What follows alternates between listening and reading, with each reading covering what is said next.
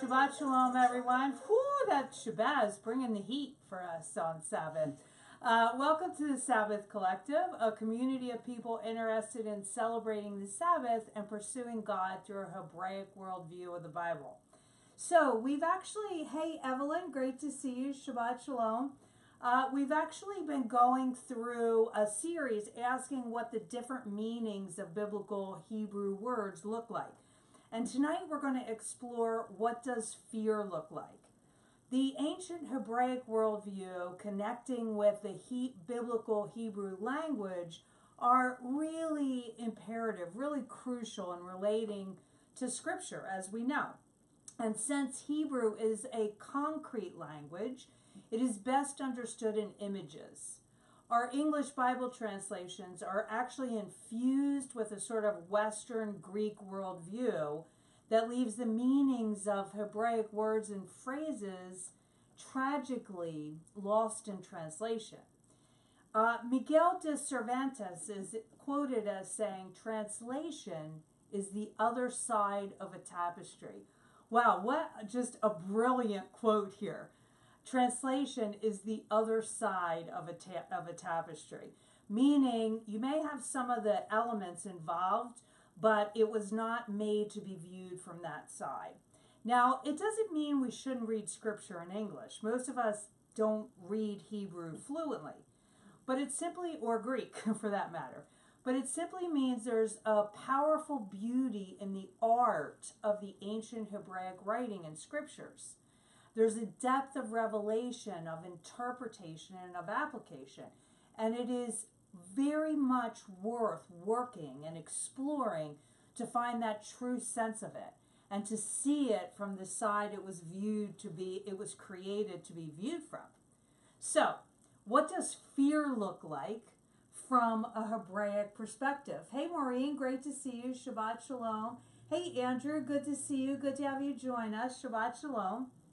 So, in our church backgrounds and in our contemporary culture as well, we are told to have no fear, right?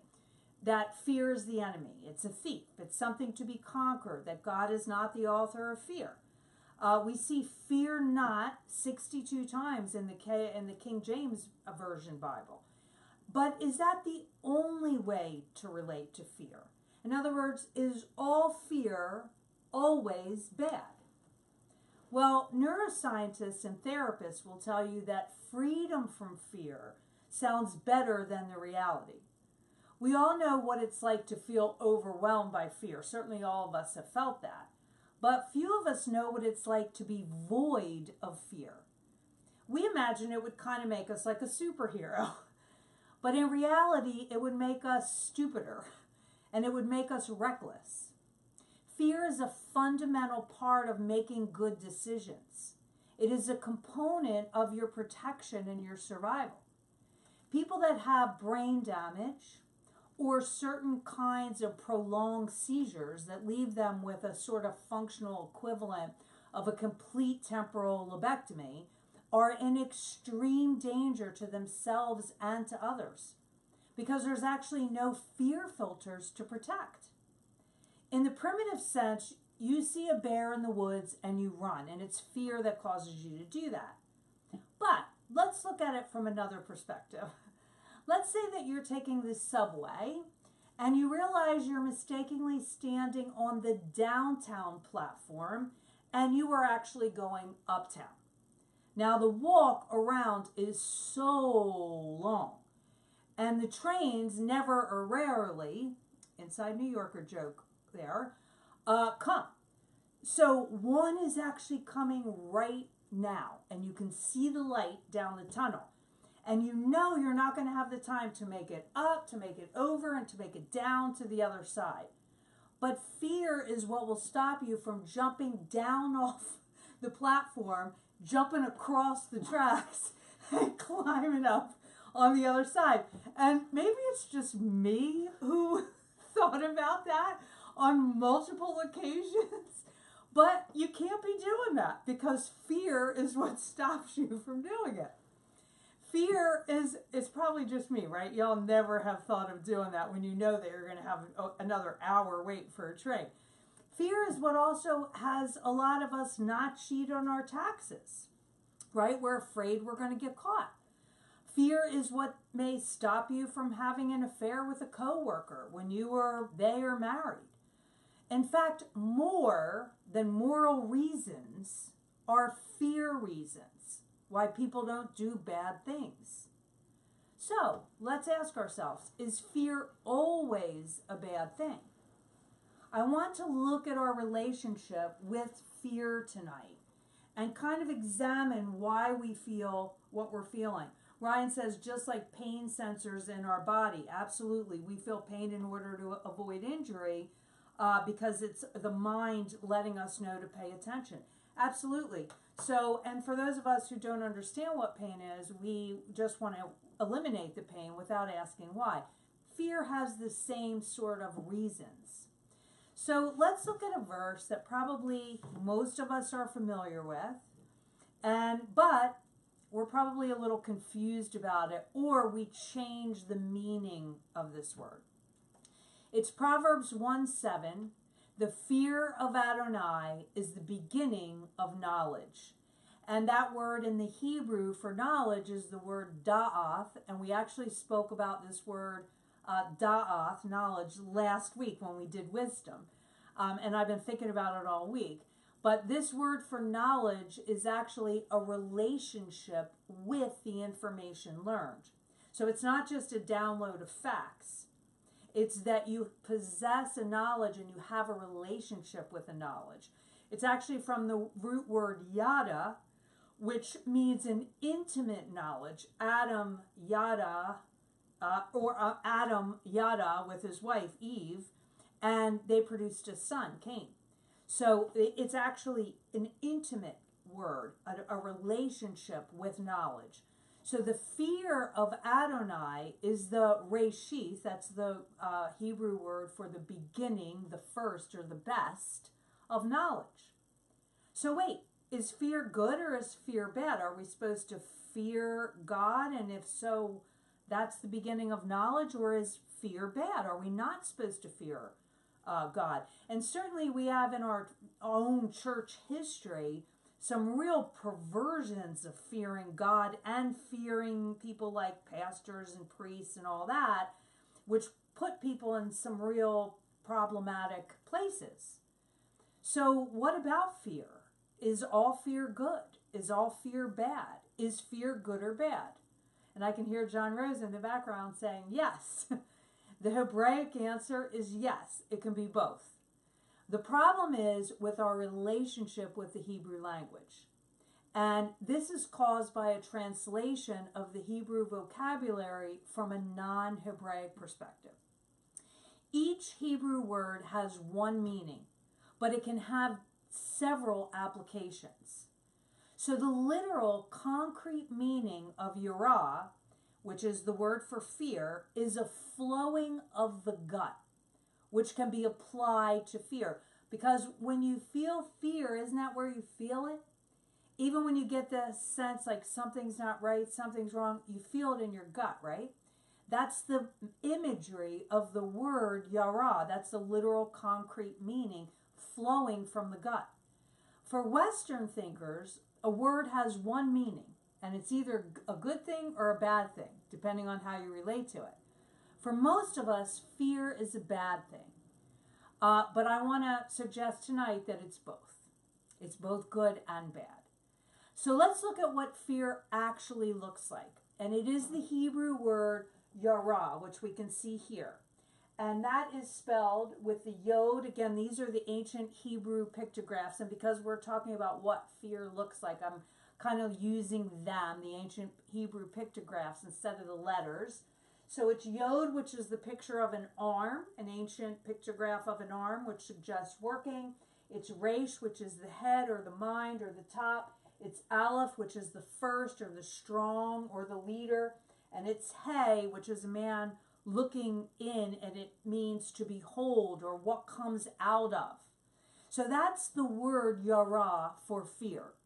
But what I really want to do first is look at this root word for fear. And the root word for fear is really interesting. It's the word yar, and it's spelled yod and resh. And again, yod is the picture of an arm. So when we see this ancient pictograph, it's the picture of an arm, or hand, meaning to work, to throw, like you throw something, you throw a ball, or to make. And it's the picture of a head. Resh means head, literal head, and it means the top or the leader. It is also connected to the word inherit. So let's connect with this imagery for yar, which is the root word for yara. We inherit from something that is actually flowing down from the higher to a lower place. The head suggests the highest place. It's literally the highest place in our body. Now, let me just qualify this, because Western culture talks about being in a high place and being in a low place. We're not talking as much about an authoritarian issue, as much as it is the head is always connected with the origin or the source, where everything begins, as in the head of a river. Hey, who just joined us? Hey, Eddie, good to see you. Great to have you join us. So, yar is the picture of the head transmitting instruction to the lower parts that do. So then this is literally what goes on in our body, right? We think it, and we tell our body to do it, and it does. So yar tells the arm what to do. Yar, this root word for fear, is about execution. So the root word for fear is about execution. It's the ability to affect, to impact, to function, to work, or to make. Yar literally is translated in the Hebrew meaning to throw. So I am being thrown forward by a force greater than myself. Again, this is just why the Hebrew language is so amazing. It's so interesting. So the root word of fear is this word yar, which literally translates to throw. I am being thrown by a force greater than myself. Now, as we have learned, the words that come out of the same parent root, the same root word, always all have connections in their meanings, even when we don't fully see them at first. Let's look at two interesting words that come out of the same parent word, yar, that the word for fear does. The word for river comes out of yar. Yod, aleph, resh, it's spelled. The force of the river comes from the head. This is what this word literally means when it's broken down.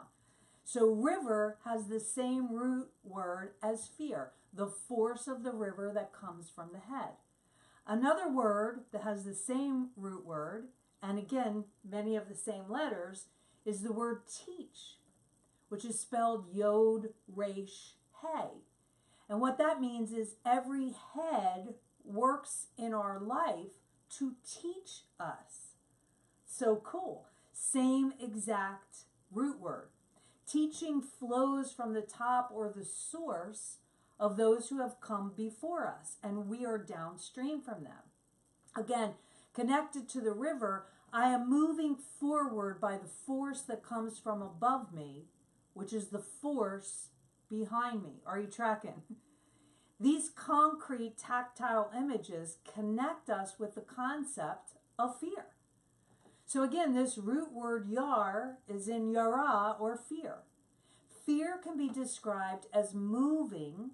We're moving someplace by complying to a greater force.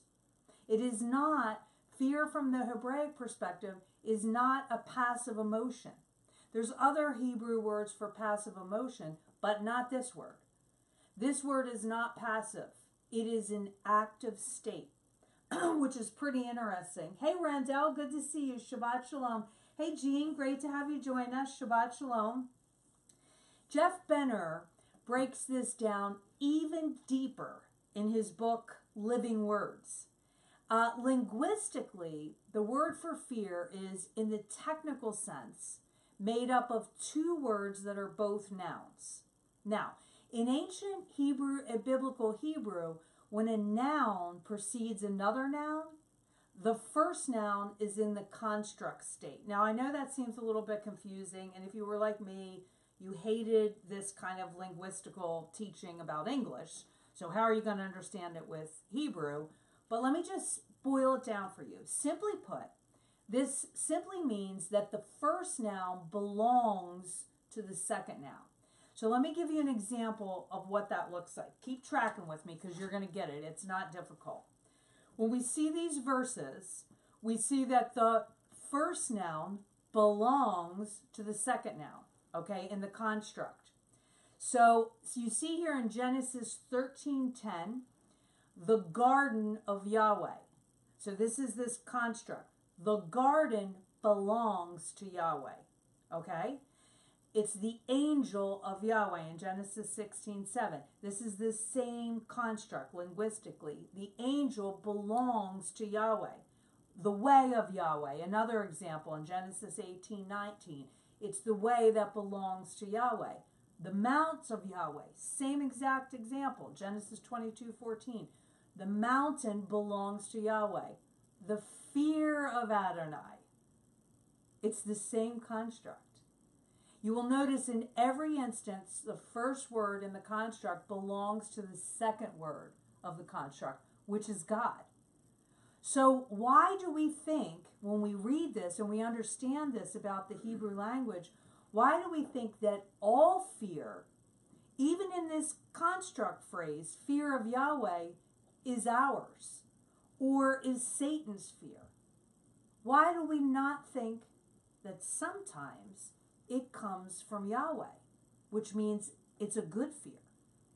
Now, we know God cannot fear himself, but the Hebrew verb yara literally means to flow out of the gut. And linguistically, the way it is phrased suggests that the fear we are told to have for him is from him. Let me say this again. The fear that we're told to have for God is from God. It belongs to him. It comes from the gut. So before we get all tripped up over ourselves in Greek thinking like, wait a minute, fear is not of God. Clearly, this fear is. There's some fear that isn't. This fear is. So let's ask ourselves, what flows from Yahweh's inner self? Jeff Benner points this out where he continues with this teaching with Psalm 1:2. It says their delight is in Adonai's Torah. On his Torah, they meditate day and night. Look at how it's worded here. Adonai's Torah. Where does the Torah originate? It comes from the Lord. It's his Torah. You know what the root word of Torah is? You're never going to believe this. The root word of Torah is yara, to throw or to cast, what flows from the gut with a force. From Adonai to us is his teachings. So to have fear of the Lord is to move forward by his influence, to be under him, with him as the head or the source, and us flowing with that source. That's probably something much different than what you've ever heard before as far as what fear does. Hey, Michelle, so great to see you, honey. So good to have you join us. Hey, Nicole from Costa Rica, teaching English like a pro. Thank you, Nicole, because Nicole actually is an English teacher. Ryan says it's interesting that the garden of Yahweh was for humanity's sake. The way of Yahweh was for humanity's sake. Seemingly the same could be said for the fear of Yahweh. Absolutely. Absolutely, Ryan. That's really good insight. Shabbat Shalom, Michelle. Really great to see you. So Ezekiel 36:27 says, I will put my spirit inside you and cause you to live by my laws. Now, that's the good fear of Adonai. That is the foundation of knowledge. Now, there's another source where fear comes from. Now, we are told here first that there's good fear, and that is the fear that God has, that he gives to us, which is really his word. And when we have that, like we talked about at the beginning, That's the beginning of knowledge. And again, knowledge, this word for knowledge, da'ath, suggests that it's a relationship with the information, not just facts. So we have discernment and insight and all of that when we have the fear of the Lord. And where do we get the fear of the Lord? From his word, from a relationship with his word that is given to him, to us. So this other source where fear comes from is what we're probably more familiar with.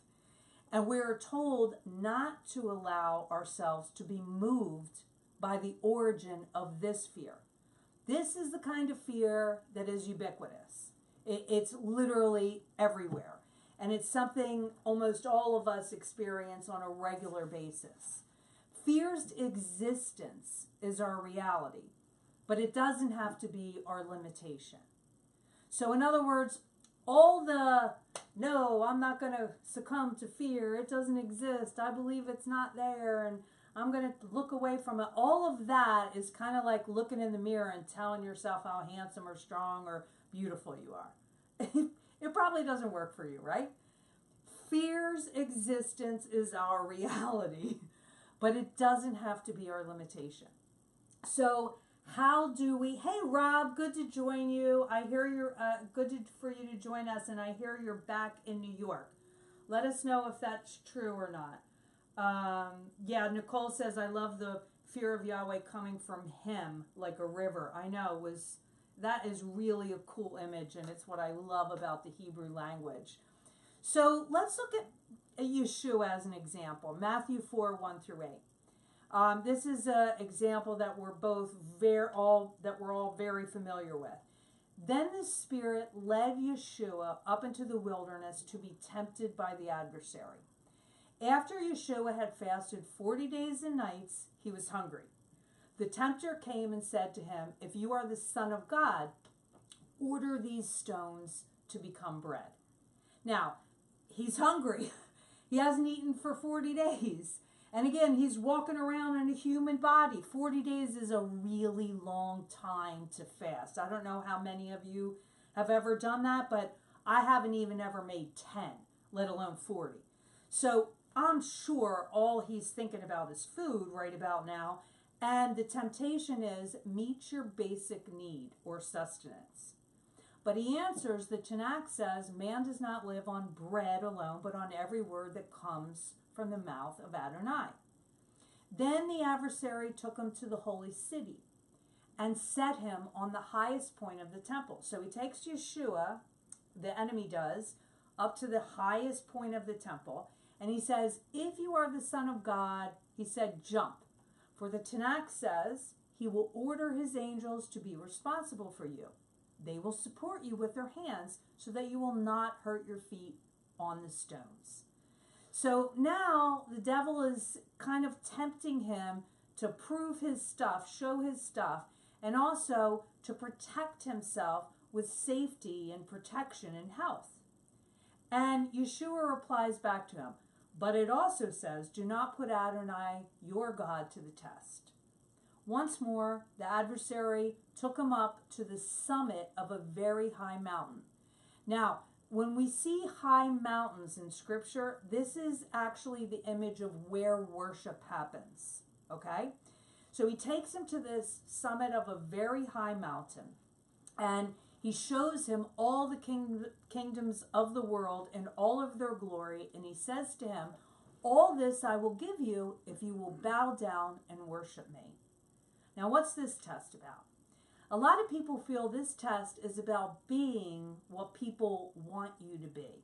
And people wanted to see the Messiah as a king and a priest, someone who would be raised up to unite Zion. And Yeshua knew the people were not going to see him in this position at this time around. So this is an emotional loss for him when people don't recognize him.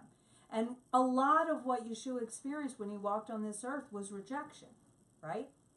So this was the temptation. Be who people want you to be. And Yeshua's response was, away with you, Satan. Yeshua told him, for the Tanakh says, worship Adonai your God and serve only him. And this word for worship means is translated to kneel down below. Again, this imagery of above and the source and the origin and below. Worship Adonai your God and serve only him means to kneel down below and kiss the hand out of respect. The one being worshiped is above. So now let's look at this practically. Let's kind of wrap all this up together.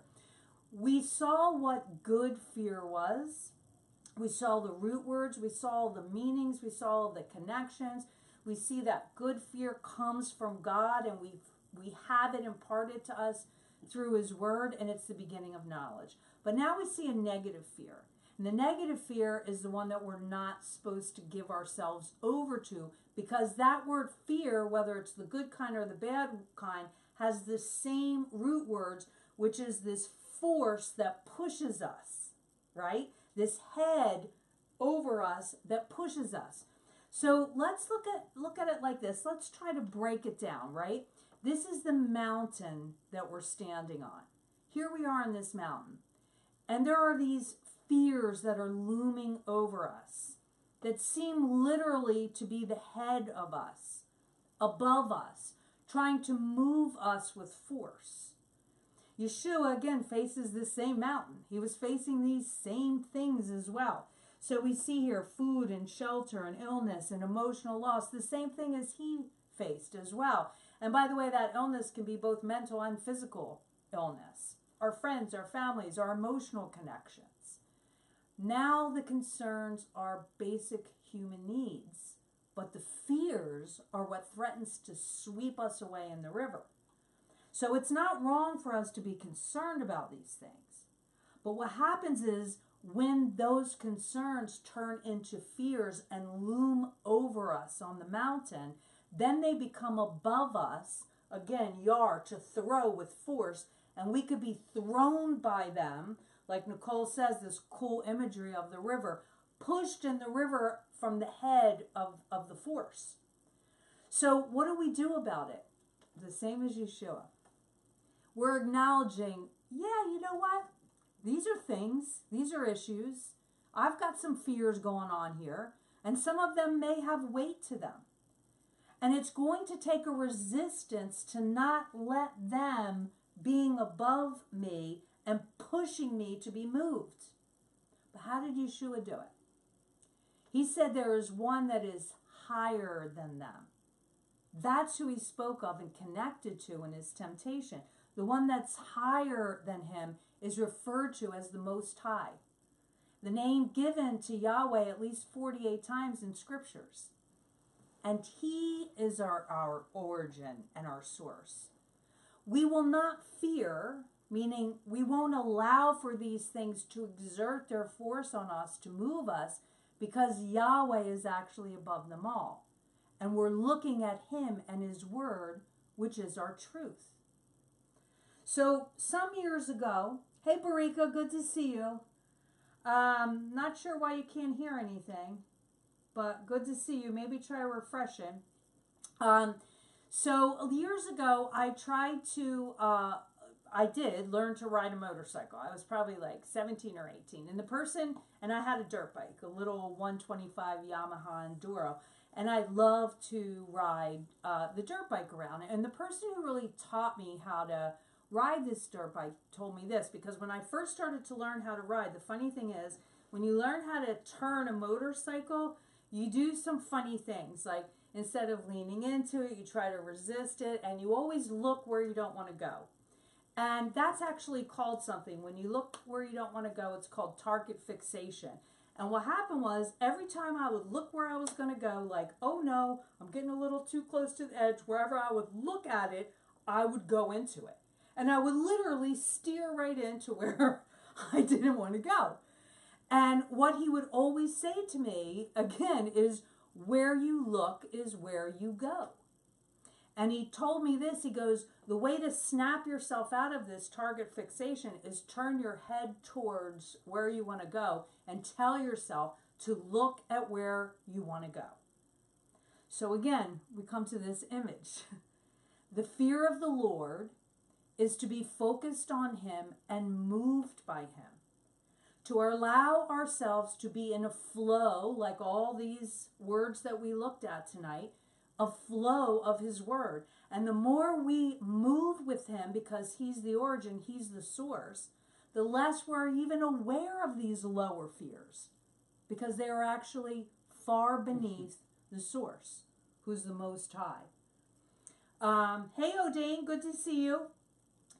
Just to remind you guys, I'm going on vacation for a month. And so this is going to be the last teaching for a little bit. I'm going to be posting some things, but on the page and on the members group. But this is going to be the last teaching for a month. And also just to remind you too, you can go on the Sabbath Collective YouTube as well to catch up a little bit. So we're going to close this time with the lighting of the Shabbos candles. And traditionally, the mothers in the home light the Sabbath candles, which connects us to the Sabbath light of peace and joy and unity. And then the tradition is that she usually encircles her hands around the candles 3 times, which is a gesture that welcomes in the Sabbath. And then she prays as she covers her eyes from the flame as a symbol of ending all work. Blessed are you, Yahweh our God, King of the universe, who has set us apart from his commandments, who has given us Yeshua the Messiah, and has sent us to be a light to the world. The Lord is our light and our salvation. May his light be felt in this space as the enlightenment of truth and the radiance of joy. Amen. Shabbat Shalom.